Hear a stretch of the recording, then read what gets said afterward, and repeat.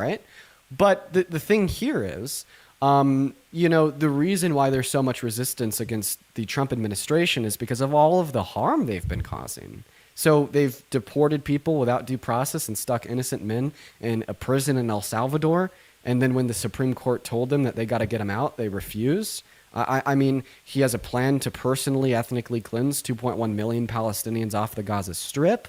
And he has economic policy that wants to redistribute wealth from the poor to the rich. And he launched an attack on women's rights by overturning Roe v. Wade and doing nothing about it now, which means that there's 66 million human rights violations in our country today, with 60 great victims being denied access to abortion every single day.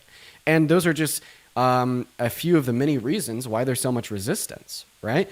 But I don't think it's super okay for you to say, well, I see all of the women that will be affected by the Trump administration. I see all of the immigrants that will be affected by the Trump administration. I see all of the Palestinians that will be affected by the Trump administration. I see all the low and middle class Americans that will be affected by the Trump administration as mere damage that has to occur in order for us to build a revolution. I think that that's a very sick way of thinking. I think it's a very privileged way of thinking.